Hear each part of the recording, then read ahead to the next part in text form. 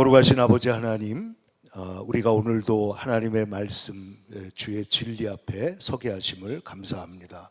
주의 성령으로 우리를 인도하시고 아버지 하나님의 주님의 놀라운 은혜로 우리에게 하나님 아버지 주의 뜻을 밝혀 주시옵소서.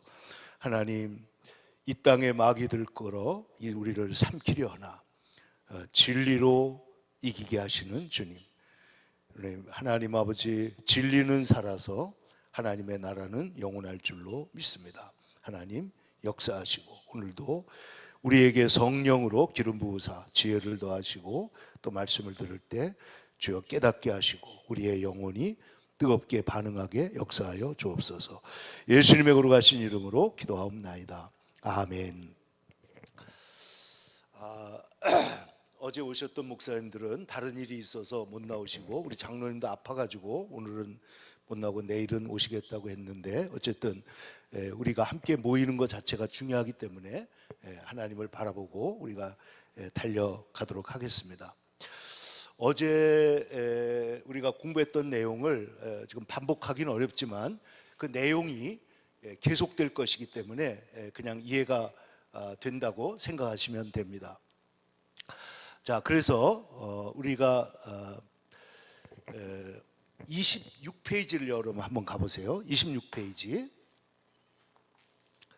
중간을 보시면은 루터의 하나님과는 하나님의 자비와 양립할 수 있을까? 그 있죠? 앞에 보시면 되고요. 거기도 보시고 노트도 보시고 앞에도 보시면 됩니다. 자, 지금 에라스무스라는 사람과 루터가 서로 지금 뭐 하고 있느냐? 논쟁을 합니다. 루터는 인간의 의지는 자유의지는 부패되어 있다 하는 것이고, 에라스무스는 인간의 자유의지는 그래도 하나님께로 갈 수 있다. 그러니까 에라스무스는 카톨릭적 입장을 대변하고 루터는 우리 복음주의 개신교의 입장을 대변하는 것이죠. 자, 그런데 그럼 루터는 하나님이 전적으로 주권적이라면 우리가 어떻게 살 수 있는가 하는 부분에 대해서 아브라함이 아들 이삭을 죽이라고 명령하셨잖아요. 그랬을 때 하나님께서 아브라함에게 보여주지 않았지만 은밀하게 계획한 게 있죠. 그게 뭐예요? 모리아산 꼭대기까지 올라가니까 거기에 뭐가 예비되어 있어요? 수풀에 걸려있는 양이 준비되어 있었다는 거예요. 근데 그거는 루터가 거기 올라가기 전, 루터란다. 아브라함이 올라가기 전까지는 알았어요, 몰랐어요? 몰랐던 거예요. 그러니까 하나님께서는 우리를 위하여 절대 주권을 갖고 행사하시지만은 우리가 모르게 우리를 위해서 좋은 것을 예비하신다. 이런 걸 이제 루터가 얘기하고 있는 것입니다. 그래서 하나님께서는 긍휼히 여길 자를 긍휼히 여기시고 완악하게 할 자를 완악하게 하신다. 그래서 루터는 인간의 의지는 흡사 짐승과 같다고 했는데 무슨 말이냐? 하나님이 앉으시면 좋은 곳으로 가고 사탄이 앉으면 죄악된 곳으로 가는 거죠. 그러니까 우리 인간의 의지가 하나님에게 붙들리는 것이 중요하다. 문제는 뭐냐? 짐승에게는 태울 자를 선택할 능력이 없다는 것이다. 타는 자가 누구의 탈지를 정하는 것이다. 결국 말하자면 우리가 구원받거나 하나님의 자녀가 되는 것은 하나님의 주권적 역사다 하는 것을 말하는 것이죠. 여기에 대해서 27페이지 제일 위에 보면 인간의 의지는 자유롭지는 않지만 반응적이다 이렇게 말했습니다. 사악함에 반응할 수도 있고 은혜로우신 주권적 역사에 반응할 수도 있다. 우리의 의지가 그렇게 반응을 한다는 거예요. 그래서 이 중세 역사에서 루터와 에라스무스의 논쟁은 굉장히 중요하고요. 자유의지 문제는 카톨릭과 루터가 갈라서는 핵심이 됐다는 거죠. 다시 말해서 로마 카톨릭은 인류가 타락했지만 전적으로 타락한 것은 아니고 병들긴 했지만 죽지는 않았다는 것입니다. 그래서 은혜 받기 위해서 마음을 준비하고 협력함으로써 자신의 구원에 기여할 수 있다. 이게 그래서 카톨릭 교회에서는 선행이 굉장히 중요하게 되는 거예요. 어저께 말씀드렸지만 물에 빠진 존재로 비유하면 하나님 우리에게 밧줄을 던지시는데 이 밧줄을 잡느냐 마느냐 하는 여부조차도 가톨릭은 스스로 잡을 수 있다고 봤지만 루터는 우리는 의식불명 내지는 영적으로 죽은 상태라고 봤기 때문에 손을 내밀 수도 없을 때 하나님께서 우리에게 그 밧줄을 잡을 수 있도록 도와주신다. 이런 논쟁의 내용입니다. 어쨌든 요거는 이제 우리가 지나가고, 어제 그 루터가 숨어 있을 때 77일 동안에 신약 성경을 헬라어에서 원어에서 독일어로 완전히 번역했다는 말을 했잖아요. 그 이 번역한 것이 얼마나 놀라운 일이냐, 여기에 대해서 독일어 성서 번역은 정말 위대한 역사다 하는 것입니다. 그래서 이 성경은 철학자들이 알지 못하는 하나님을 계시하는데 그 인간 철학에 감춰진 복음의 부분을 우리에게 보여주는 거죠. 자, 저 한 페이지 얼른 좀 넘어가겠습니다. 이 부분은 루터는 발트부르크 성에서 에라스무스의 헬라어 성경을 원본으로 해가지고 신약 성경으로 번역했는데 11주 만에, 꼭 77일 만에 번역을 했습니다. 그런데 토박이 말로 번역을 했다는 거예요. 그래서 박 가는 사람과 배 짜는 사람이 성경을 읽고 암송할 수 있도록 그렇게 했고요. 성경에 나오는 그런 여러 가지 그런 레위기의 문제 같은 걸 볼 때에는 푸주간 주인을 찾아가서, 또 보석이 나올 때 계시록에 보석 나오잖아요. 보석상을 찾아가서 그 보면서 성경을 번역했다. 그런데 이것이 오늘날 독일을 하나로 묶어주는 엄청난 역사가 있었다는 거예요. 그래서 어제도 말씀드렸지만 우리나라가 이렇게 개발되고 이렇게 온 거는 교회에서 성경을 읽게 하기 위해서 한글을 가르쳤죠. 저희 아버지도 시골에 내려가 가지고 사람들에게 한글을 가르치는 것으로부터 시작해서 교회가 세워지거든요.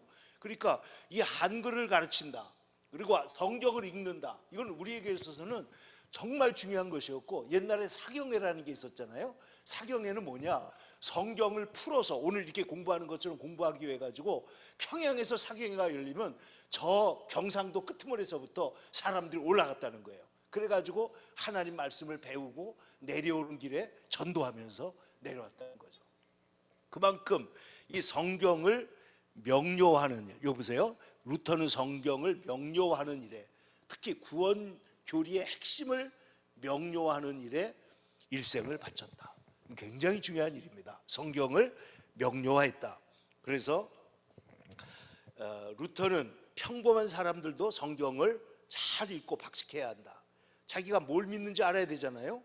그런데 어떤 일이 있냐면은 하나님의 역사죠. 구텐베르크 덕분에 인쇄술이 발달되는, 결국 온 세상의 성경이 퍼져나갔고, 그로 인해서 결국은 사람들이 복음에 대해서 눈을 뜨게 되고, 그렇게 되니까 세상이 완전히 바뀌어서 어제 말한 대로 중세에서 근대로 넘어올 때 가장 중요한 사건은 문예부흥도 아니고, 그리고 2차 그 산업혁명, 가장 중요한 게 뭐냐, 바로 종교개혁이라는 거예요.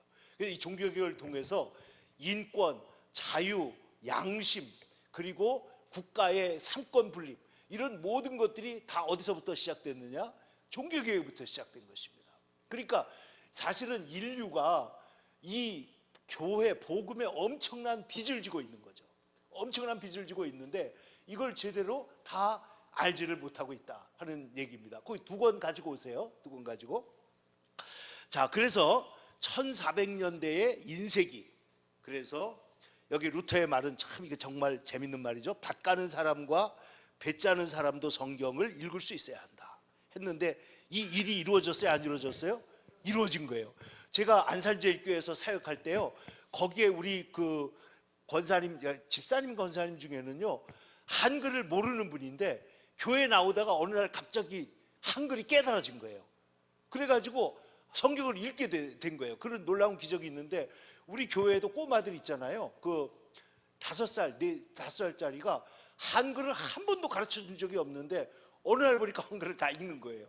그러니까 한글이 그만큼 놀라운 글이기도 하지만 하나님께서 우리를 진리를 발견할 수 있게 하는데 하나님께서 우리에게 지금 역사하고 있다는 걸 보여주는 것이죠. 루터의 마지막 설교는 굉장히 감동적인 얘기인데 제가 자세하게 안 썼으니까 그냥 읽어보시면 되겠습니다. 62세. 자, 그다음에 칼빈에 대한 얘기를 좀 보겠는데, 칼빈은 29페이지부터입니다. 1권 29페이지 보시고 칼빈 한번 보겠습니다. 자, 칼빈은 원래는 제네바에 가서 뭘 할 생각이 없었는데 파렐이라고 하는 분이 그를 이제 강하게 어필해 가지고 결국 제네바로 갑니다. 루터가 92개조 반박문을 비텐베르그 성교회에 못 박은 지 19년이 지났을 때 루터의 책을 읽은 거예요. 그래서 사실은 이 이제 복음이 막 들불처럼 이제 막 퍼져나가기 시작했어요. 우리 자매님 뭐 필요한 거 있나? 펜? 좀 빌려줘요. 예. 자, 그래서 여기 보면 1532년에 그 제네바에서 여기 지금 보면 개신교가 제네바의 공식 종교가 됐다는 거예요. 그러니까 카톨릭이 그 개신교를 엄청나게 핍박을 했었는데 이제 점점 좋아져 가지고 어떤 도시마다 그 도시는 이제 우리는 기독교 개신교를 믿을 거야. 그럼 개신교 믿을 수 있고, 우리는 카톨릭을 계속 믿을 거야. 그럼 카톨릭 믿을 수도 있고, 이제 이런 식으로 이제 도시들이 그 선택할 수 있는 그런 상황이 된 것이죠. 근데 이 파레라고 하는 사람은 불같은 설교자인데 자기가 나이가 많으니까 지금 누구를 데려오기를 원했냐면 칼빈을 데려오기를 원한 겁니다. 칼빈은 프랑스 사람이에요. 그래서 영어식으로 읽으면 칼빈이지만은 프랑스 원래 말로 읽으면 깔뱅입니다. 깔뱅. 깔뱅이나 칼빈이나 요즘식으로 말하면 옛날에는 모택동 그랬지만 요즘에 마오쩌둥 그러잖아요. 그런 식으로 말하면 이제 깔뱅이라고 있는 게 맞습니다. 그런데 자, 27살에 기독교 강요를 썼는데요. 여러분 기독교 강요를 읽어본 기회가 사실 없겠지만은 정말 이거는 인류 역사의 기적이라고 밖에 볼 수 없어요. 27살짜리가 어떻게 이렇게 깊은 그런 기독교의 신앙의 모든 것을 다 총망라해서 쓸 수 있느냐, 이거는 정말 기적 중의 기적이다. 그래서 이 칼빈에 가지고 있는 복음, 하나님의 영광의 신학, 기독교 성도들의 견인, 의로 말미암아 그리스도의 의로 구원받는다, 이런 것들은 정말 상상할 수 없는, 근데 이 모든 것이 누구에게 촉발됐냐면은 루터를 통해서 그것을 알게 됩니다. 자, 여기에 보면 칼빈 때에도 여러 가지 낭트 칙령으로 인해서 될 때까지는 수백 명이 투옥되거나 화형으로 사라진 적도 있었는데, 이 기독교 강요를 처음 해보면요, 이 칼빈이 그 황제한테 이 책을 보내는 거예요. 이 책을 보시고 이 황제께서 복음이 진짜라는 걸 알아주세요. 이렇게 해가지고 지금 변호를 하는 이제 그런 책이거든요. 어쨌든 자, 그래서 자 보세요. 유럽 국가의 박해가 다시 일어나가지고 1540년대부터 17세기까지 제네바로 기독교 난민이 물밀듯이 몰려들었다는 거예요. 1만 3천 명 도시에 6만 명이 들어왔으니까 이거 보세요. 얼마나 많은 사람들이 그 종교의 자유를 찾아서 제네바로 왔습니다. 그런데 결국 여기에서 어떻게 됐느냐, 결국은 영국이나 스코틀랜드나 네덜란드나 이런 가다가 결국에는 미국으로, 신대륙으로 퍼져나가게 됩니다. 칼빈은 어떤 사람인가 잠깐 보겠는데요. 30페이지. 칼빈은 1509년에 프랑스 북부, 그래서 태어나가지고 파리 대학에 있는 동안에 마틴 루터의 책을 보게 됩니다.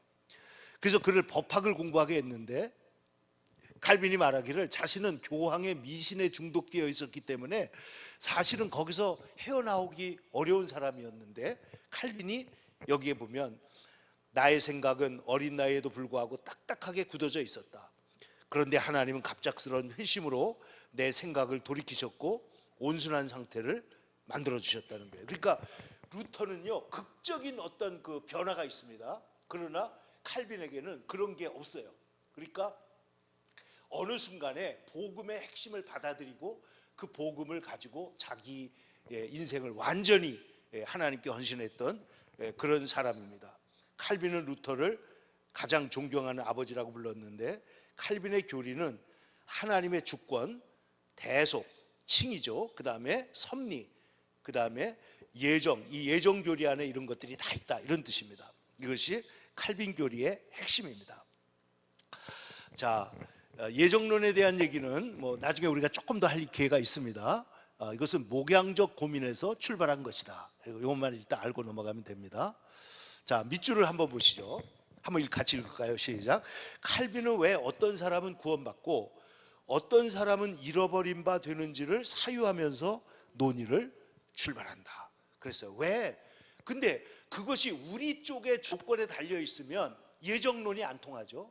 그런데 우리 쪽에 우리가 남들보다 겸손하거나 남들보다 더 수용적이라 가지고 복음을 알게 되는 게 아니고, 이게 하나님이 주권적으로 우리를 부르셨다는 것이 성경에 나와 있고, 이거는 뭐냐면 우리가 구원받고 보니까 내가 남보다 더 지혜롭거나 더 열심히 있어서 이렇게 된 것이 아니라는 것을 우리가 알게 된 거예요. 그래서 그 사실에서 예정론이라는 게 나옵니다. 그래서 이것은 사실은 목회적인 필요다, 이런 얘기인데 조금 이따가 그럼 다시 한번 얘기하겠습니다. 그래서 밑줄을 보세요. 누군가는 믿고 누군가 안 믿는 이유는 우리 안에서 찾을 수 없다. 우리는 소경이고 죽은 자다. 그러므로 그 이유를 누구에게서 찾아야 된다고요? 하나님께로부터 찾아야 된다. 예수님께서 나사로의 무덤에 가가지고 나사로야 너 살고 싶으냐라고 물어봐요? 안 물어봐요? 안 물어보죠. 뭐라고 그래요? 나사로야 나오너라 하고 주권적으로 부르니까 나사로가 나오는 것과 마찬가지다, 이렇게 해석한 것입니다. 그래서 예수님이 나사로에게 주권적으로 역사하신 것과 마찬가지다. 근데 요한복음 5장 21절에 뭐라고 그랬느냐? 그 다음 페이지 한번 같이 읽을까요? 시작. 아버지께서 죽은 자들을 일으켜 살리심 같이 아들도, 그 다음 잘 보세요, 누구를 살린다고요? 자기가 원하는 자예요. 자기가 원하는 자. 예수님이 주권적으로 예정하시고 부르신다, 이런 뜻이 되죠. 그런데 올바로만 이해하면 이 예정교리는 안정감의 토대가 된다. 믿음은 확증을 얻는다.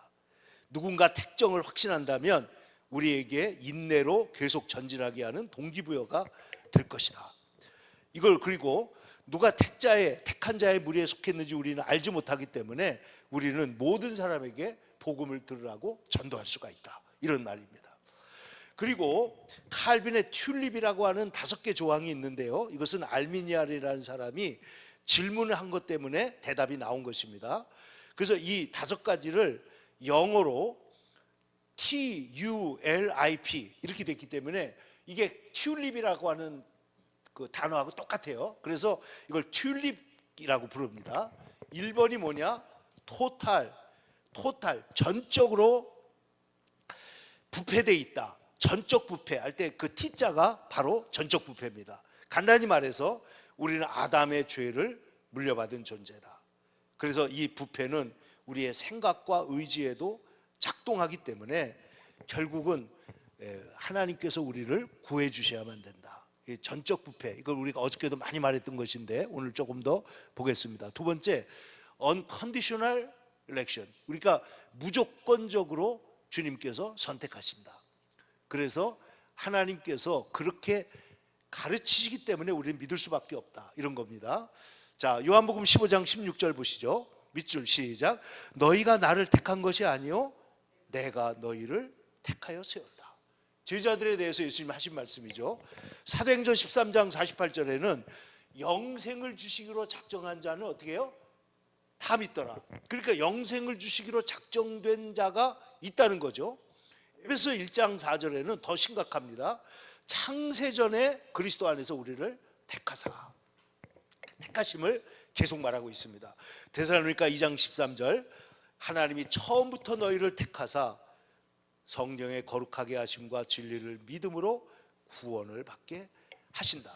그러니까 이 하나님께서 전적으로 우리의 조건과 상관없이 우리를 택하신다는 부분이 있어요. 세 번째는 제한적 속죄라는 건 뭐냐면 모든 사람들이 속죄받는 게 아니고, 하나님 세상을 이처럼 사랑하사 보편적이잖아요. 그러나 저를 믿는 자마다 조건적이잖아요. 그게 뭐냐면 제한적으로 구원을 하신다, 이런 말입니다. 그래서 요한 빨간색으로 된 거 한번 보십시다. 그리스도의 죽음이 온 세상의 죄를 대속하게 충분하지만 누구에게 효과적이냐? 오직 택한 자들에게 효과적이다. 이런 겁니다. 그래서 요한복음 3장 16절 우리 잘 알지만 한번 같이 읽어요. 하나님이 세상을 이처럼 사랑하사 독생자를 주셨으니, 빨간색 보세요. 이는 그를 믿는 자마다, 제한적이라는 거예요. 제한적 속죄다. 그 다음에 네 번째, 불강력적 은혜. 굉장히 귀한 것이죠. 이거는 하나님의 은혜가 올 때 그 은혜를 거스를 수 없는 은혜, 효과적인 은혜가 우리에게 주어진다. 다섯 번째, 성도의 인내. 이거는 뭐냐? 하나님께서 내게 주신 자 중에 하나도 잃어버리지 않고 마지막 날에 다시 살리리라. 그래서 이 칼빈주의 교리가 조금 어렵긴 하지만 이건 뭐냐면, 하나님께서 우리를 전적으로 구원하실 때 하나님이 주권적으로 하기 때문에 이것은 확실하다는 거예요. 그래서 이제 우리가 조금 있다가 이단과 관련해서 구원론에 대한 얘기를, 구원파가 어떻게 잘못됐는지를 얘기할 텐데, 바로 이런 부분들이 여기에 나와 있습니다. 자, 넘어가서 스코틀랜드에 잔 넉스가 있는데, 우리가 지금 소위 말하는 장로교가 여기서부터 온 것이죠. 감리교는 요한 웨슬레, 그 이전에 존 낙스가 있는데요. 존 낙스는 제네바에서 칼빈과 함께 2년을 보내고 와서 스코틀랜드에다가 이제 교회를 세우게 됩니다. 그러면서 그는 마리아 기도 이런 것들이 이교적이라고 공언하면서 거기에서 사람들이 모이기 시작을 합니다. 그래서 우상 숭배, 형상 제거하고 말씀 설교가 예배의 중심이 되고, 그러면서 오늘날 스코틀랜드 장로교가 태어난 것이죠. 오늘 우리가 이 장로교라고 하는 게 이때 이제 생겨납니다. 그랬는데 이 사람은 마지막에 죽을 때까지도 설교를 했다는 거예요. 그리고 1572년에 사망했는데, 자, 종교개혁은 어저께 몇 년에 일어났다고 그랬죠? 잘 외워야 돼요. 1517년 10월 31일. 1517년 10월 31일. 야, 이 해를 잘 기억해 두세요. 그러면 여기 지금 여기 말하고 있는 1572년이면 이제 얼마쯤 지났는지 알 수 있잖아요. 근데 이제 이러한 일이 일어났는데, 영국에는 성공회가 있지 않습니까? 성공회. 자, 보세요. 카톨릭이 있고, 가톨릭. 우리 개신교가 있고, 개신교회 특별히 우리 개혁교회가 있죠. 개혁교회, 장로교회. 한국은 장로교, 감리교 할 것 없이 거의 모든 교회들이 개혁교회 신학을 따르고 있습니다. 그러니까 차이가 별로 없어요. 개혁교회, 리폼드 처치, 개혁교회. 여기에는 대표적인 것이 장로교회입니다. 근데 미국의 침례교회도 보면 다 개혁교회예요. 다 개혁교회입니다. 그리고 영국의 성공회가 있는데, 이 성공회는 한국에서는 카톨릭에 가깝지만 영국에서는 개신교에 가까워요.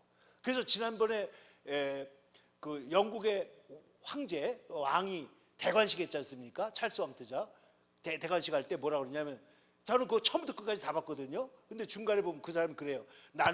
우리는 개신교인이다. 아예 그렇게 표현을 해요. 그 의식 중에 그렇게 말을 한다. 그러니까 이게 무슨 말이냐면, 잘 보세요. 성공회는 개신교 신학을 가지고 전례적으로 볼 때는 카톨릭 전례를 상당 부분에 보존을 했다. 이제 이렇게 돼 있는 거예요. 자, 그런데 이 성공회 교회가 보니까 교회를 핍박을 하게 된 거예요. 개신교를. 그래서 이 사람들이 성공회 교회에 영향을 미쳐 교회를 정화시키려고 했는데, 그 사람들을 퓨리탄, 청교도라고 불렀게 됐고, 이 사람들이 개혁교회가 됐는데, 이 사람들이 지금 신대륙을 찾아가지고 어떻게 해요? 미국으로 건너가게 된 거죠. 그래서 미국을 우리가 지금 보고 있는 이 복음주의 신앙 위에다가 나라를 세우고, 복음주의 신앙을 기반으로 헌법을 만들고, 이렇게 하는 일이 일어나게 된 거예요. 굉장히 중요한 사건이 일어난 것이죠. 그래서 이 당시에 보면요, 영국에 굉장히 유명한 목사님들이 나와요. 리차드 박스터, 존 오웬, 이 사람들이, 여러분, 존 버녀는 이제 미국이지만, 이렇게 이런 분들이 일어나가지고 이 당시에 웨스터민스터 신앙고백이라는 게 1646년에 나오는데, 이건 지금도 우리가 사용할 정도로 아주 잘된 신앙고백서입니다. 어쨌든 자, 이러한 일들이 일어났는데 한번 보세요. 1630년에 성공의 대주교 한 사람이 개신교를 핍박하기 시작했어요. 찰스 2세가 왕이 되면서 핍박이 점점 더 거세져 가지고 결국 어떻게 했냐? 수백 명의 청교도가 쫓겨나가지고 결국은 미국으로 건너갑니다. 그래서 오늘날에 미국이라는 나라가 이제 이 사람들로 인해서 메이플라워를 타고 승선한 이 순례자 필그림들이 미국으로 들어가는데, 이때 이 사람들이 뭘 가져가느냐? 제네바 성경을 갖고 갑니다. 이 제네바에서 칼빈이 있을 때 그쪽에서 번역된 성경을 가지고 그들이 들어가서 결국은 이 성경에는 절표시, 주의, 관주, 지도 이런 것들이 있는데 정말 잘된 성경을 들고 가서 결국은 미국으로 들어가고, 한 가지 이거는 이제 에피소드 같은 건데, 영국에 가면 두 개의 큰 대학이, 유명한 대학이 있죠. 하나는 옥스퍼드하고 그 다음에 케임브리지입니다. 그런데 주로 이 개신교가, 그러니까 옥스퍼드는 보다 성공회 쪽에 가까웠고 케임브리지는 이 개혁교회 쪽에 가까웠어요. 그래서 이 케임브리지를 나온 하버드라는 사람이 미국에 가가지고 하버드 대학을 세운 겁니다. 그런데 오늘날 하버드는 어떻게 됐느냐? 이 PC주의, 그러니까 정치적 올바름이라고 하는 이 좌파들이 지금 쓰고 있는 거거든요. 그거하고 이런 걸 가지고 해가지고 지금 트럼프 대통령하고 부딪혀가지고 그래가지고 지금 싸우고 있어요. 지금 바로 엊그제 지금 계속 일어나고 있는 일입니다. 그래서 트럼프 대통령이나 이쪽에서는 너희들이 그런 노선을 버리라고 그러고, 이 퓨리탄의 후예인 하버드 대학은 지금 완전히 동성애를 인정한다든지 여러 가지 다양성 이런 걸 인정하는 입장을 버리지 않고 계속해서 가지고 가고 있기 때문에 지금 싸우고 있는데, 그러니까 이제 나라에서는 그럼 내가 너희들 나라에서 지원하는 지원금을 끊겠다. 그러니까 또 사람들이, 좌파들이, 이런 사람들이 일어나 가지고 하버드 대학에다 지금 기금을 갖다가 막 주는 거예요. 그래서 이런 일들이 지금 하여튼 그런 싸움이 미국에서도 지금 아주 열렬하게 지금도 일어나고 있습니다. 그래서 어쨌든 이 케임브리지 대학에서 이제 하버드 대학이 생겼다 하는 거고, 그 다음에 1620년에 플리머스라는 데 도착해 가지고 거기에 이제 식민지를 건설하기 시작하죠. 그래서 결국은 미국으로 건너갑니다. 자, 이제 간단히 요약하겠습니다. 마틴 루터의 가장 중요한 건 이신칭이고, 그러므로 너는 용서받았다 는 것이고, 칼빈은 만일 하나님이 우리를 위하시면 누가 우리를 대적하리요. 하나님의 영광, 구속의 경이로움을 말하는 대신에 칼빈은 하나님의 목적을 말하는 것이다. 그래서 오늘 우리 여러분 그 앞에 나와 있는데, 오직 성경, 오직 은혜, 오직 믿음, 오직 그리스도, 오직 하나님의 영광이라고 하는 이 종교개혁의 핵심 가치가 살아있으면은 그것이 복음적인 나라고, 그게 훼손되게 되면 결국은 복음의 그것을 잊어버리게 되는 거죠. 그래서 우리가 기독교의 핵심 진리, 그리 말하면 결국은 성경, 어제 말씀에 오직 성경이라는 거는 카톨릭이 성경은 제쳐두고 교권에다가 모든 것을 걸어놨기 때문에 이 교권이 아닙니다. 하나님의 교회는 성경이 최고 권위입니다라고 말하는 것으로서의 오직 성경이에요. 그러니까 이 카운터파트, 타락한 교회를 상정하지 않으면 오직 성경으로라고 하는 말의 참된 의미를 이해할 수가 없는 거예요. 그리고 오직 은혜라고 하는 것도 뭐냐면, 우리가 자력 구원을 노력하고 공로 구원을 얘기하고 그래서 자기 힘으로 구원받으려고 하는 노력을 상정을 할 때에만 오직 은혜로 구원받는다는 진리가 드러나게 돼 있다. 무슨 얘기인지 아시겠죠? 그러니까 이거는 그 카운터파트를 봐야만 이 진리가 바로 드러난다, 이런 뜻입니다. 자, 그래서 여기 보세요. 자, 시작. 오직 성경으로, 오직 은혜로, 오직 믿음으로, 오직 그리스도로, 오직 하나님의 영광을 위해 솔라 스크립추라, 솔라 그라치아, 솔라 피데, 솔루스 크리스투스, 솔리 데오 글로리아, 이거에 우리의 인생과 우리의 영혼을 건다. 이렇게 그 루처 목사님이 이 책을 쓰면서 그렇게 썼습니다. 잠깐 이제 사파적인 얘기를 하게 되면 며칠 전에 프란치스코 교황이 이제 세상을 떠났잖아요. 그런데 이분이 유일하게 쓴 책이 한 권이 있어요.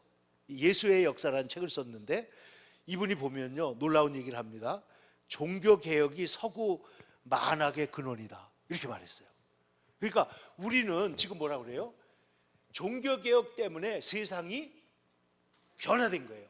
그러니까 어저께 말씀드린 막스 베버라고 하는 사회학자는 종교개혁으로 인해서 프로테스탄트가 들어간 모든 나라의 영적 부흥, 도덕적 부흥, 그리고 산업의 부흥이 일어났다. 이게 이 사람이 사회학적으로 규명한 것이고, 이 두 개의 좌파에는, 이 좌파 쪽에는 무슨 책이 있어요? 마르크스의 자본론이 있고, 우파 쪽에는 무슨 책이 있는 거예요? 막스 베버의 프로테스탄트 윤리와 자본주의 정신이 있다 할 정도로 하는 중요한 사회학적 책인데, 이 책에서 말하는 게 뭐냐? 이 사람의 질문은 왜 프로테스탄트가 들어간 나라들은 잘 살고 그렇지 않은 나라는 못 사는가? 그거를 이 사람이 하다 보니까 이 프로테스탄트들은 목적 자체가 하나님의 영광을 위해서 살고 이타적이고, 그리고 그 구원론 같은 것들이 어저께 우리가 한 5가지 살펴봤습니다만은 그런 것들로 인해서 이 나라가 개선이 되게 돼 있구나. 이런데 지금 이 교황은, 이분은 예수의 사람이기 때문에 종교개혁이 서구 사회 만학의 근원이다 이런 말을 한 걸 보면 굉장히 카톨릭과 우리 개신교 간의 담이 생각보다 굉장히 높은 거죠. 굉장히 높습니다. 그래서 이거를 제가 이 그 출전을 뒤에다가 지금 밝혀놓은 건데, The book is not available in English. 이거 지금 영어로는 볼 수가 없고요. It was reprinted Italian. 이거는 지금 이탈리아어로만 지금 돼 있다고 합니다. 이걸 우리 목사님이 보고 갖다가 쓴 거예요. 자, 바티칸2라고 하는 게 있습니다. 1665년까지 있었는데 이 공의회에서 개신교를 떨어져 나간 형제들이라고 처음으로 불러서 개신교와 이제 관계가 만들어졌습니다. 근데 중요한 문제는 뭐냐? 칭의가 그리스도 안에서 이루어진 것을 믿고 고백하는 건 맞아요. 그런데 카톨릭 교회는 어떠냐? 그러나 카톨릭 교회는 인간의 공로가 구원 과정에 협력한다는 입장을 바꾸지 않는다는 거예요. 아까 전적 타락, 전적 은혜 이런 걸 카톨릭에서는 아니야. 우리 인간의 노력이 필요해. 인간의 노력은 반드시 있어야 돼. 천국 가려면 예수님의 은혜 말고도 우리가 뭔가 해야 될 것이 있어. 이렇게 지금 말을 하는 입장에 계속해서 있기 때문에 이것이 우리가 지금 여기서 말하는 복음의 핵심과 너무너무 지금 차이가 있다. 이 부분을 우리가 얘기하는 것입니다. 그래서 어제 말씀드린 대로 면죄부를 팔고 마리아와 성인에게 기도를 바치고, 그리고 유물을 숭배해가지고 하나님 대신에 뼈를 해가지고 거기에 가면 잉여 공로가, 이분들은 자기 공로로 천국 가고 남아있는 잉여 공로를 우리에게 나눠줄 수가 있다. 그래서 거기 가서 그 유물 앞에 가가지고 보면은 당신은 연옥에 있다가 천국으로 갈 수 있어 없어 이런 거를 계산해주고 이런 일까지 있었다는 거죠. 그래서 이런 것들이 완전히 없어지지 않고 아직도 남아있다. 그러므로 자, 이 36페이지 제일 아래 보세요.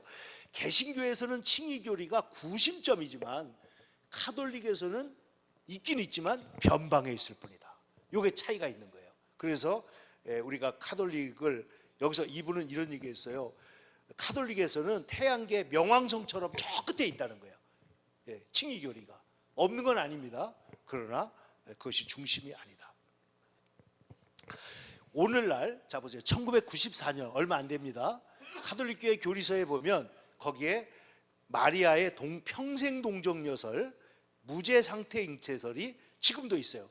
그러면 이 세상에 죄가 없는 사람은 하나도 없다고 그랬는데 카톨릭 입장에서는 누가 죄가 없는 거예요?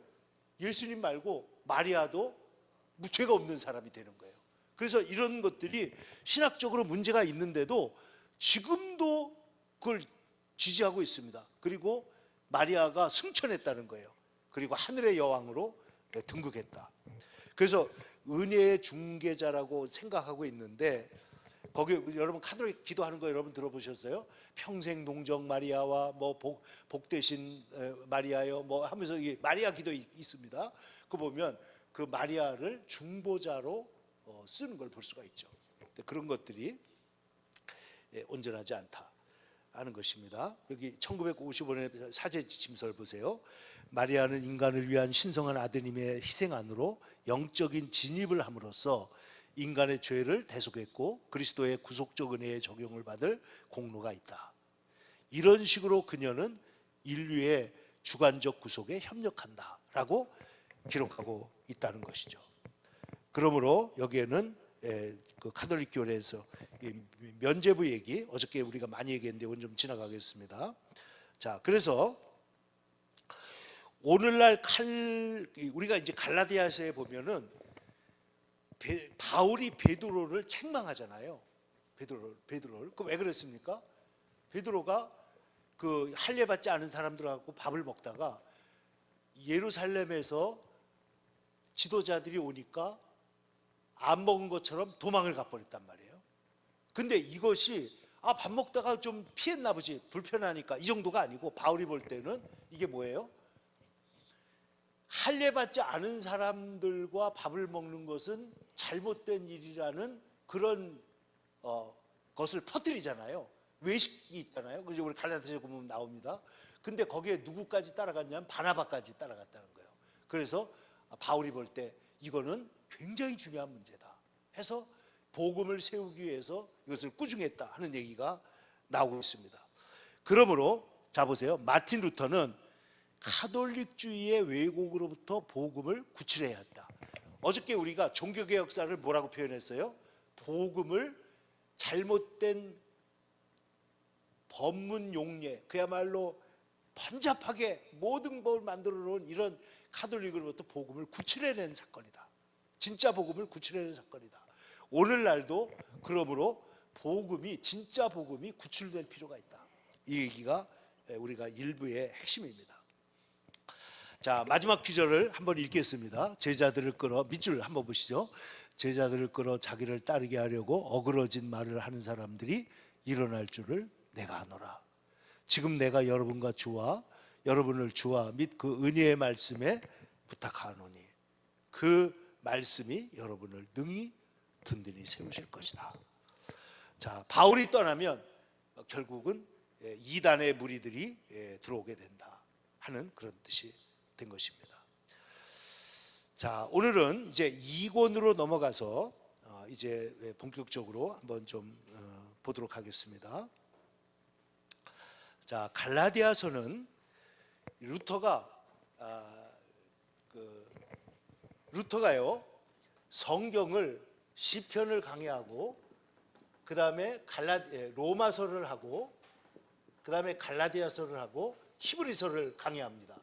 근데 이것을 하면서 뭘 깨닫게 되냐면 이제 복음을 진짜 깨닫게 되는데 여기에 이 갈라디아서가 가장 중요한 책이에요. 루터에게 있어서는. 그래서 이것을 1535년판 루터의 갈라디아서라는 책이 있습니다. 그러니까 1517년 지나고 나서 19년인가도 강의를 한 적이 있는데 그리고 나서 1535년에 강의한 것을 루터의 제자들이 다 필기를 해가지고 이걸 갖다 책으로 만든 거예요. 그 마지막에 이제 루터가 보고 그래서 이제 이 책이 오늘 우리가 보고 있는 이제 텍스트북 같이 지금 이걸 중심으로 해가지고 제가 좀 얘기를 하려고 하는데 일단 제가 잠깐만 그 루터에 대한 소개를 하겠습니다. 패커라고 하는 복음주의자가 있는데 이분이 이런 얘기를 했습니다. 마틴 루터는 비텐베르크 대학에서 성경 교수를 했습니다. 그런데 1531년에 41회에 걸쳐서 강의를 한 거예요. 40일에. 그걸 갖다 우리는 지금 있잖아요. 6시간, 오늘 3시간, 내일 3시간, 6시간 만에 대하려고 하는 거니까 이게 사실은 뭐 엄청난 얘기죠. 근데 보세요. 여기에 칭의의 은혜에 관한 긴 설교와 같다는 거예요. 칭의의 은혜. 그러니까 지금 루터에게 있어서 가장 중요한 문제는 뭐냐면 우리가 무엇으로 구원을 받느냐? 그리스도의 은혜로 칭의, 의롭다고 칭함을 받아서 구원받는다는 게 핵심이라는 거예요. 근데 보세요.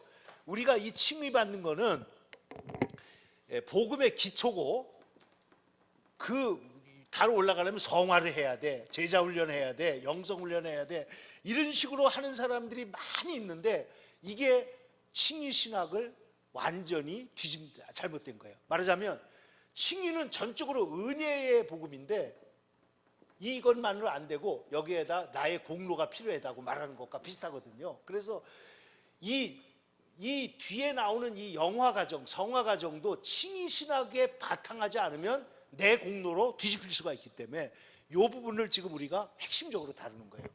칭의 신학에 우리가 기반하고 있으면 절대 교만해지지 않고 절대 좌절하지 않아요. 왜냐하면 우리가 서 있는 기반 자체가 내가 한 일에 서 있는 게 아니고 우리 예수님이 행하신 일에 기반을 두고 있는 거기 때문에.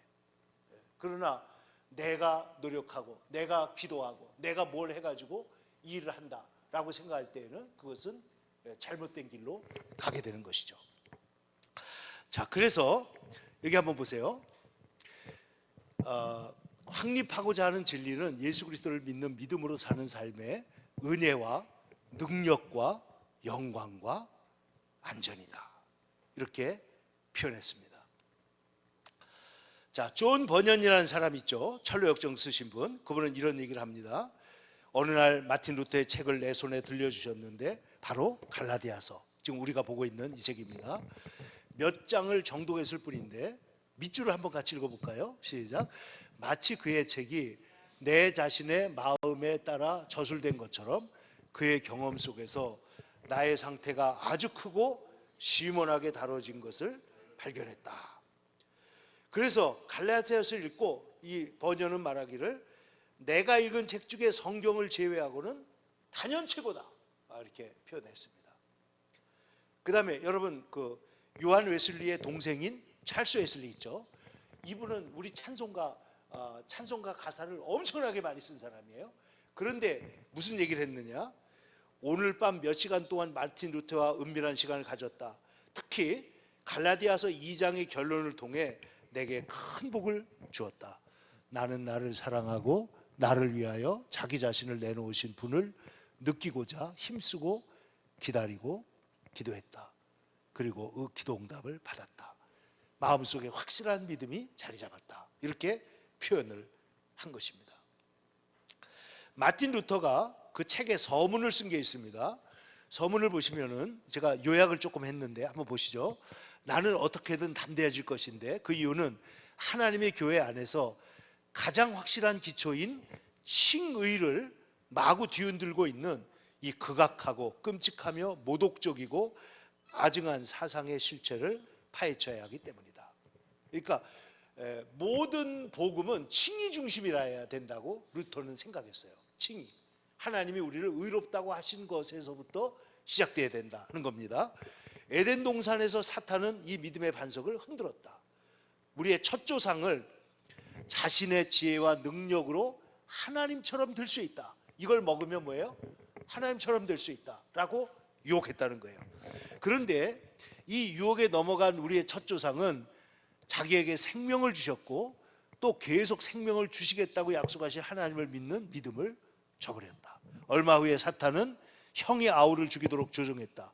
이때도 아우는 믿음으로 형보다 더 나은 제물을 드렸으나 형은 믿음 없이 자신의 행위의 제물을 드림으로 말미암아 하나님을 기쁘시게 못했는데 이후에 사탄은 가인의 후손을 통해 이 믿음을 극렬하게 반대했다. 이렇게 역사를 이렇게 보고 있는 겁니다. 뿐만 아니라 하나님께서는 어쩔 수 없이 홍수로 세상을 심판하고 의의 설교자인 노아를 구원하셨는데 사탄은 노아의 셋째 아들 함과 함께 계속 역사에서 이 믿음, 칭의의 믿음을 반대하는데 미쳐갔다. 결국 하나님을 버리고 각기 제 길로 가도록 수많은 우상과 희한한 종교들을 인류는 만들어냈다. 결국 그리스도의 도움 없이 자신들이 만든 여신들을 즐겁게 하는데 운명을 의존하고 자신의 행위로 악과 죄에서 벗어나려고 애를 쓰고 있지만 그러나 그것으로는 절대로 안 된다는 것이죠. 밑줄을 보세요. 이스라엘은 사탄의 지배를 받아 다시 말해서 자기에게 의가 있었다고 보는 터무니없는 관점에 사로잡혀서 선지자를 죽이고 마지막에는 메시아인 그리스도까지 죽였다. 이스라엘이 선지자를 죽인 이유는 뭐냐? 하나님의 구원은 사람의 의가 아니라 오직 은혜로 얻는다고 가르쳤기 때문에 죽인 것이다. 그러니까 지금 보면 인본주의와 신본주의, 사람의 행위로 하는 일과 하나님의 은혜로 되는 일 사이에 지금 뭐 있어요? 이 싸움이 일어나고 있다고 보는 거예요. 이 두 가지 싸움. 그러니까 세상은 거대한 사상의 전쟁이 있는데 하나님의 은혜로 되는 것이냐, 내 힘으로 되는 것이냐.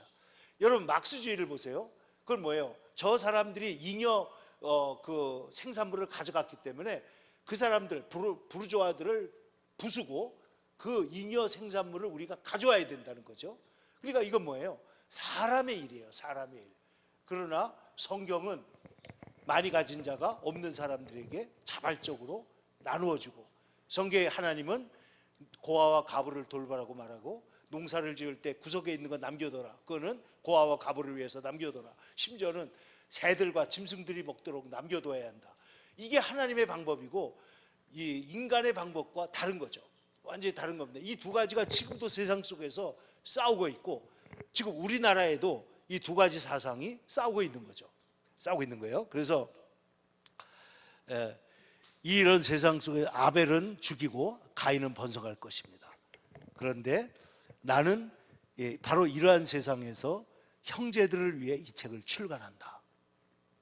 사탄의 관계와 악의를 물리칠 수 있기를 바란다. 이렇게 말하면서 사탄은 어떻게 하느냐?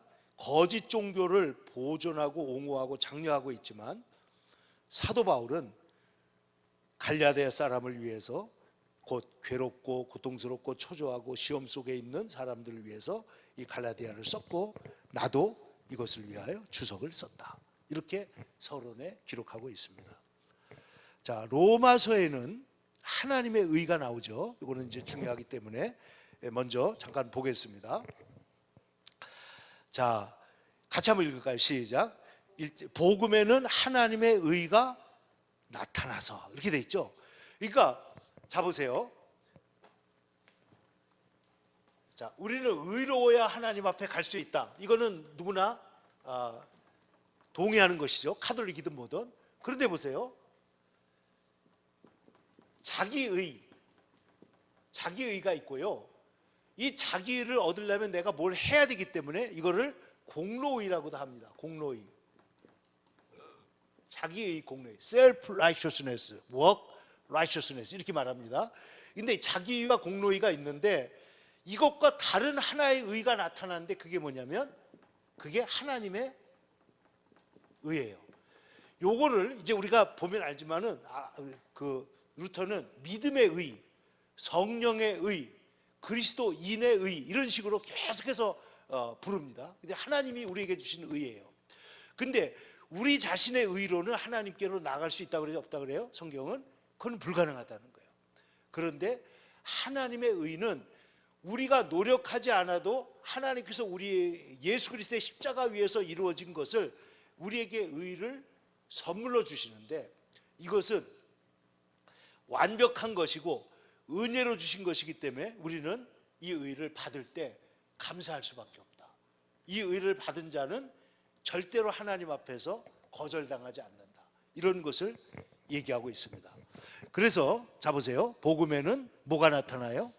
하나님의 의가 나타나서 믿음으로 믿음에 이르게 하나니 오직 의는 믿음으로 말미암아 살리라 하는 하박국서의 말씀을 가지고 와서 이 말씀을 로마서 또 히브리서, 갈라디아서 이 말이 반복되고 있어요.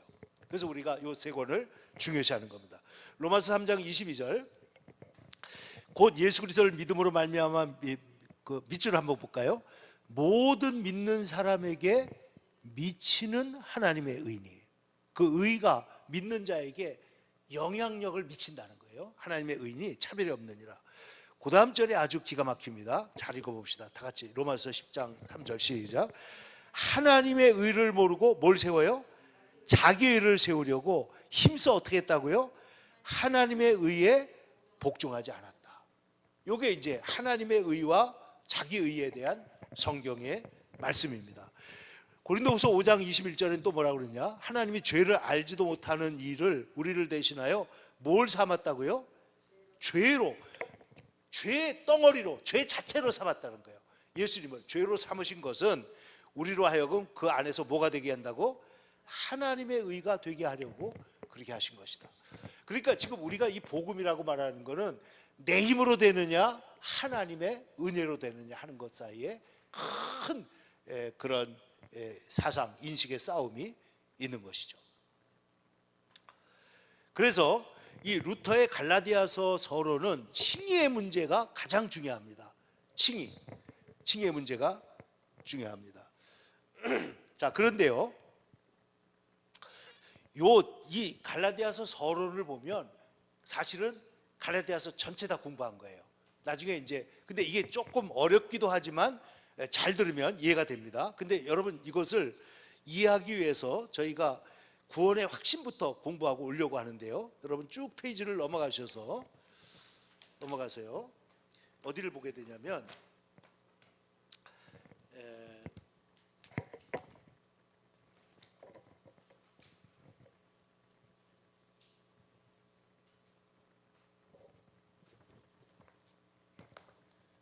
78페이지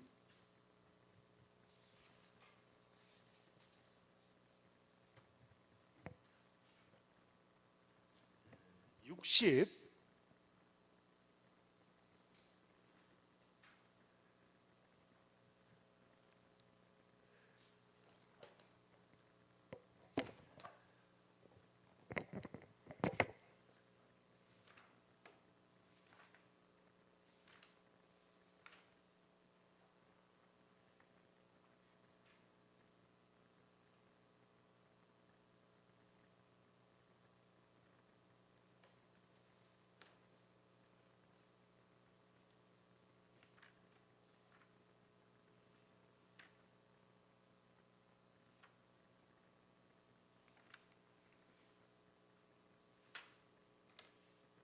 제가 가지고 있는 이게 편집이 잘못됐나?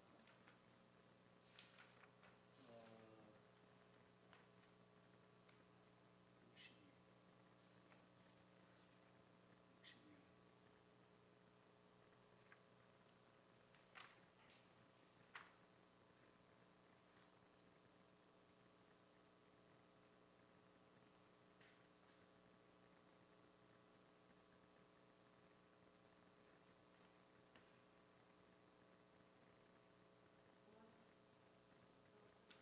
네, 번역 실수. 몇 페이지에 나오죠? 53페이지. 예. 제목을 내가 2단위로 가면 쳐가지고 잘 안 보였네. 53페이지로 한번 먼저 가보겠습니다. 자, 53페이지에 보면 요거를 제가 먼저 보면 이게 이해가 확실히 빨리 될 수 있기 때문에 한번 같이 보려고 합니다. 자, 구원파의 구원교리. 여러분 구원파 사람들 만나보셨나요? 구원파 만나가지고 당신 구원받았습니까? 그러면 몇 월 며칠을 받았냐 이거 묻잖아요. 그렇게 하는데 잘 보세요. 구원파는 한국의 그 구원파 지난번에 그 세월호 사건 났던 유병원이라고 있죠. 유병원이 구원파의 권신찬이라고 하는 사람이 어떤 선교사에게 배워가지고 한국의 구원파를 심었어요.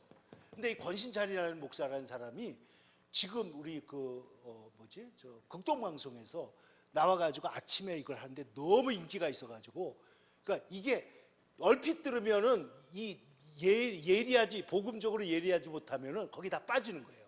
빠져요. 그런데 이 권신찬 목사라는 사람의 사위가 유병원이에요. 유병원.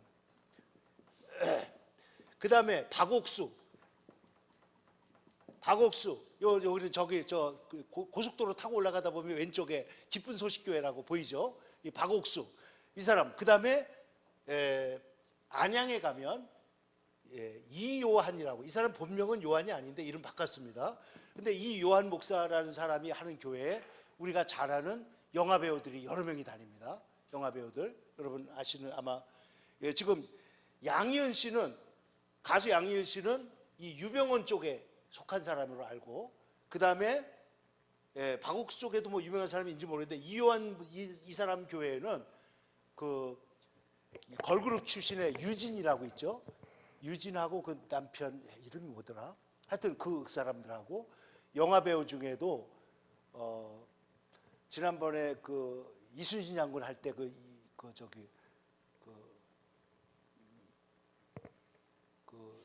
일본 장수로 나왔던 유명한 배우 있어요. 제가 이름을 잘 모르겠는데, 자 그런 사람들이 다 이제 이 구원파에 속한 사람들이 꽤 있습니다.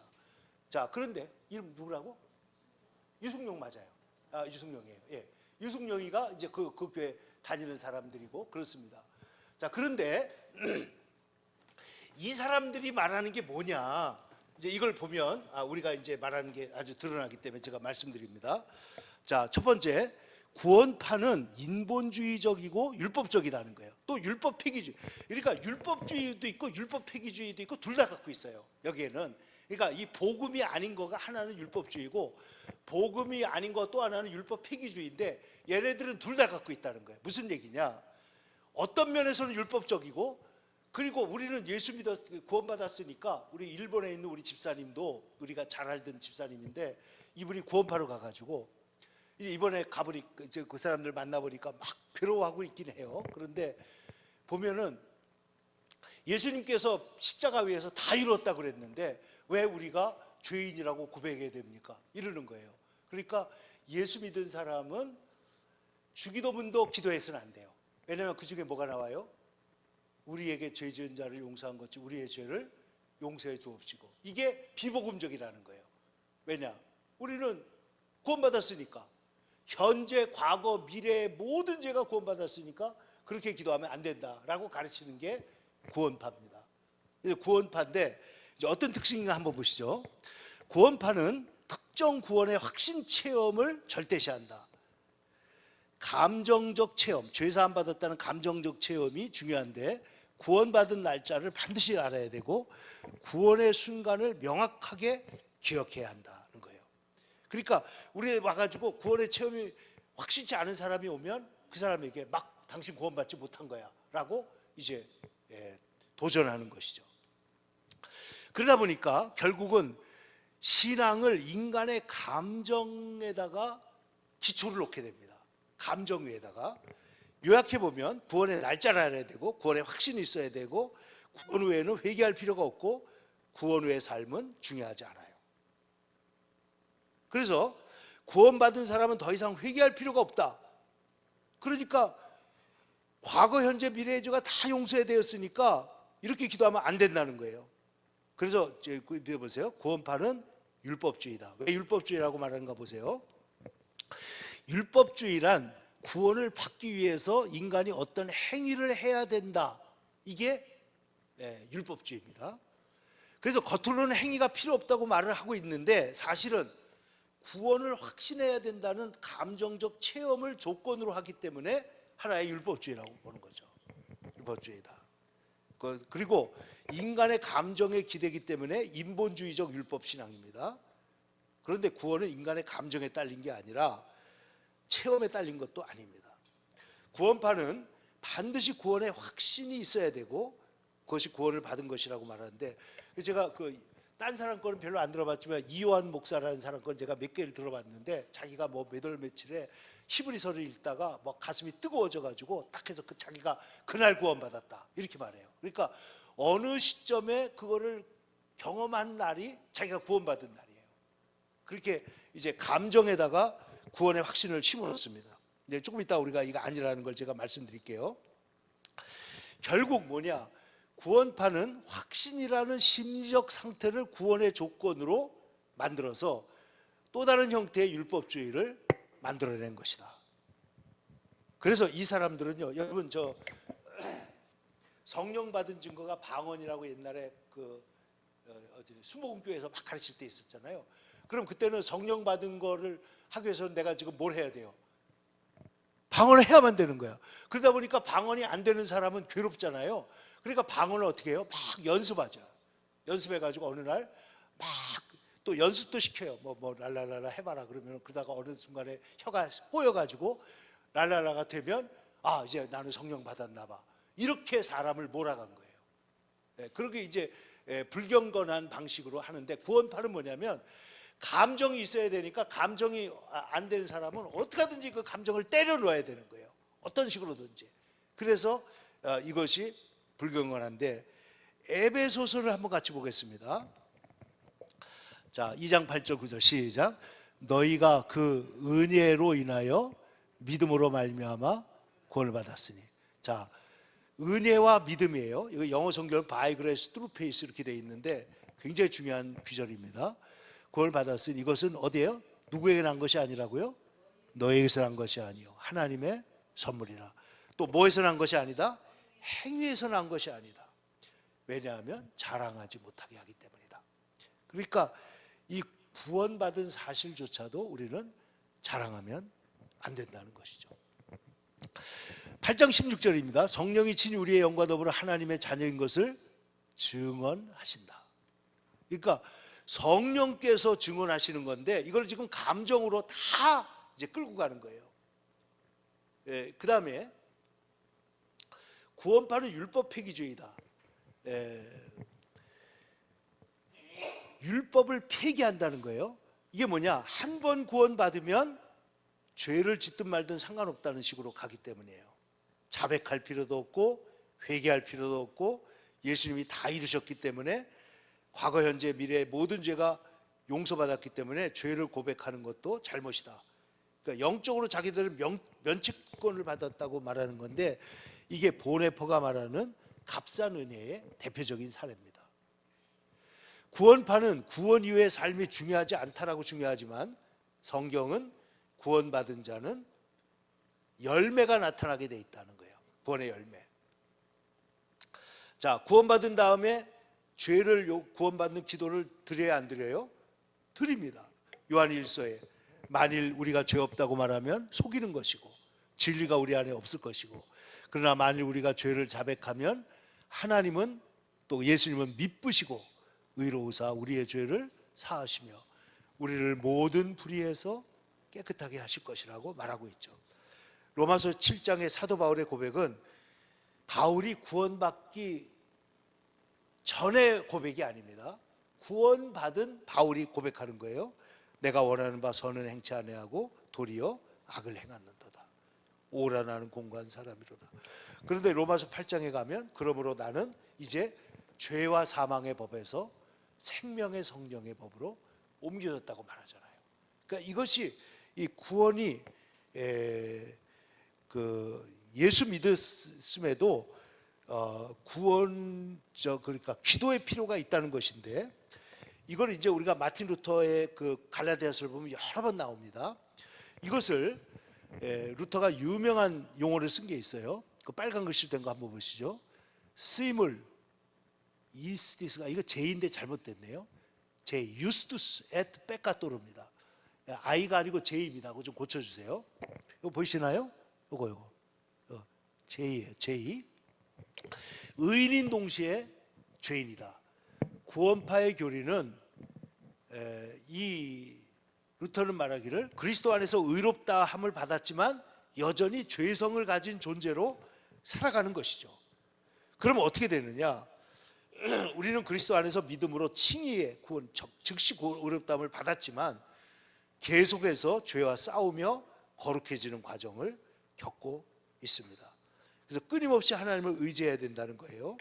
그래서 제가 지금 아까 말한 그 박옥수라는 사람이 끊임없이 죄사함 거듭남의 비밀 해가지고 그 장충체육관에서 사람들 모아가지고 계속, 요즘엔 좀 안 하더라고요. 몇 년 전까지만 해마다 했습니다. 해마다. 그런데 그 죄사함과 거듭남의 비밀 하면서 하고 있는 얘기가 뭐냐? 여기 보면 거듭남이 뭐냐에 대해서 제가 조금 같이 나눠보려고 합니다. 여기 보면 아나겐나오라고 하는 헬라어는 다시 태어나다, 위로부터 태어나다 이런데, 거듭난다는 게 뭐예요? born again 아니에요? 다시 태어나는 건데, 이것을 성경에 보면 영으로 난다, 위로부터 난다, 혹은 하나님께로부터 난다, 이렇게 표현하고 있어요. 거듭난다, 영으로 난다, 위로부터 난다, 하나님께로부터 난다. 그 구절을 제가 한번 보여드릴게요. 요한복음 3장 5절 6절에 보면 물과 성령으로 나지 아니하면, 그러니까 거듭나는 건 뭘로 나는 거예요? 영으로 나는 거예요. 그래서 육으로 난 것은 육이요, 영으로 난 것은 영이다. 그러니까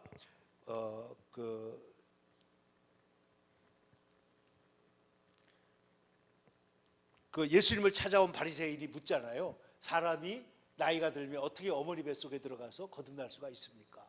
니고데모가 물었을 때 예수님이 네가 이해를 못하고 있구나. 내가 말하는 것은 거듭난다는 것은 영으로 나는 거다. 그럼 영으로 나는 게 뭘까요? 여기에 보면 육으로 나는 건 육이고 영으로 나는 건 영이다. 예수님 말했잖아요. 이거 3장에서 뭐라고 그러냐면 내가 거듭나지 않으면 하나님 나라를 볼 수가 없느니라. 거듭나다는 것은 위로부터 나는 것이다. 위로부터 난 자라고 하는 말이 있고요. 하나님께로부터 난, 요한복음 1장에는 이런 말이 있습니다. 영접하는 자 곧 그 이름을 믿는 자는 하나님의 자녀가 되는 권세를 주셨으니 이는 혈통으로나 육정으로나 사람의 뜻으로 나지 아니하고 오직 어떻게 해요? 하나님께로부터 난 자다. 그러니까 이 거듭나는 이 중생 본어게인은 인간의 노력이나 결단이 아니라 전적으로 하나님의 역사인데요. 요한일서 5장 4절에도 하나님께로부터 난 자마다 세상을 이긴다, 이렇게 말하고 있는 것이죠. 그러면 이 그 구원파가 아닌 정통 우리 기독교, 특히 종교개혁자들은 어떻게 구원의 확실성을 가리키고 있느냐? 자, 이 부분이 믿음으로 말미암고 은혜에 기초한 이제 이런 부분들을 이제 말씀드릴 건데, 지금